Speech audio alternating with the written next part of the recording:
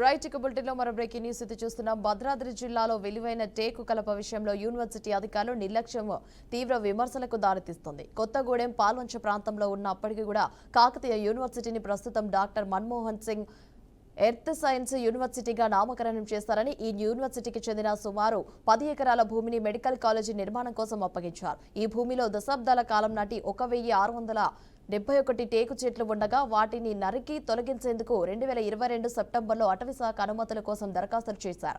ఒక్కో చెట్టుకు ₹550 చొప్పున మొత్తం 9,19,050 రూపాయలనైతే అటవీశాఖకు చెల్లించారు. అనుమతులు పొందిన తర్వాత టేకు చెట్లను నరికి అక్కడే వదిలేశారు.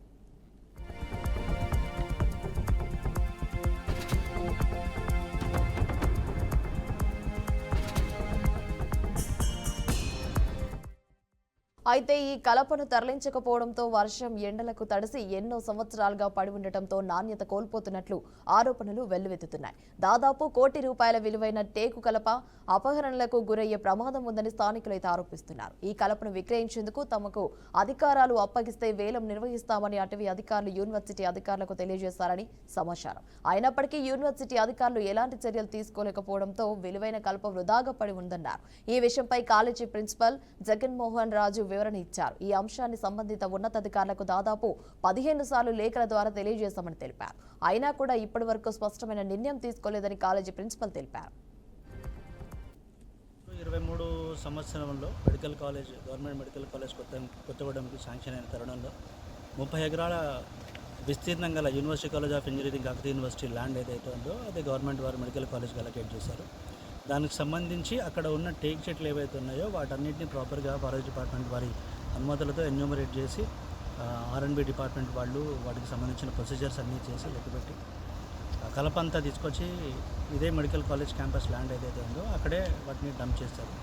వాటికి సంబంధించి ఏదైతే ఆప్షన్ వేయాల్సిన అవసరం ఉందో గత 4 సంవత్సరాల నుంచి మా సైడ్ నుంచి అయితే నేను కానీ నాకు ముందున్న ప్రిన్సిపాల్స్ కానీ మా పై అధికారులకైతే సంప్రదిస్తున్నామో వాళ్ళకి రిప్రజెంటేషన్స్ అవి పంపించాము. ఇక్కడ కలప ఏదైతే ఉందో అది అర్జెంటుగా ఆప్షన్ వేయాల్సిన అవసరం అయితే ఉన్నది. ఎందుకంటే కాలానుగుణంగా అవి డిప్రిషియేట్ అయిపోయే అవకాశం ఉంది కాబట్టి మంచి కలప వాటికి సంబంధించిన కమిటీస్ అవన్నీ విజిట్ చేశారు. 2-3 సార్లు కమిటీస్ వచ్చి విజిట్ చేసిన తర్వాత వాటిని ఆప్షన్ వేయడానికి ఫైనల్ కమిటీ వేయాల్సి ఉంది. ఆ కమిటీకి సంబంధించిన ఉత్తర్వులు మనకి యూనివర్సిటీ నుంచి అందాల్సిన అవసరం అయితే ఉంది.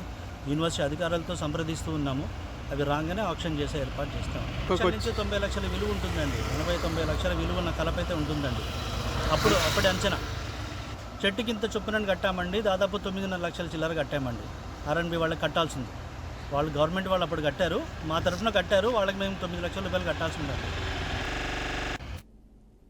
రైట్ ఇక బులెటిన్లో బ్రేకింగ్ న్యూస్ అయితే చూస్తున్నాం. యూనివర్సిటీ అధికారులు అయితే ఇప్పటి వరకు ముందుకు రాలేరంటూ కూడా ఆవేదన వ్యక్తం చేస్తున్నారు. భద్రాద్రి జిల్లాలో విలువైన టేకు కలపై యూనివర్సిటీ అధికారులు అయితే నిర్లక్ష్యం వహిస్తున్నారంటూ కూడా వాపోతున్నారు. ₹1 కోటి విలువైన 1671 టేకు చెట్లు వృధా అవుతున్నాయంటూ కూడా వారైతే ఆవేదన వ్యక్తం చేస్తున్నారు. పాల్వంచలోని Manmohan Singh earth science university పరిధిలో ఈ ఘటన అయితే చోటు చేసుకుంది. ముఖ్యంగా మెడికల్ కాలేజీ నిర్మాణానికి 10 ఎకరాల భూమి అప్పగించినట్టు కూడా తెలుస్తుంది. రైట్ ఇక ఇదే అంశానికి సంబంధించి మరింత సమాచారం మా బీఆర్కే ప్రతినిధి శ్రీనివాస్ ఫోన్ ద్వారా అందజేస్తారు. శ్రీనివాస్, చెప్పండి, దీనికి సంబంధించి అప్డేట్స్ ఏంటి?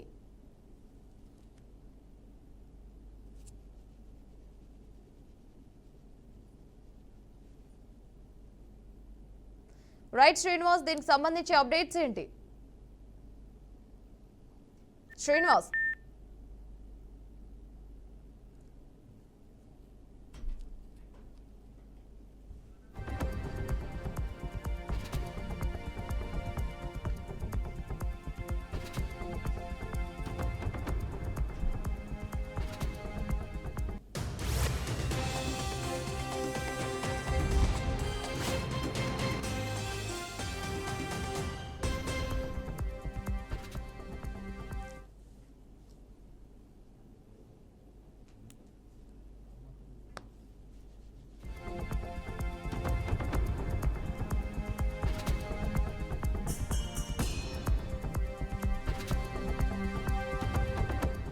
సంబంధించినటువంటి 10 ఎకరాల విస్తీర్ణం గల భూమిని మెడికల్ కాలేజీ నిర్మాణానికి అప్పగించడం జరిగింది.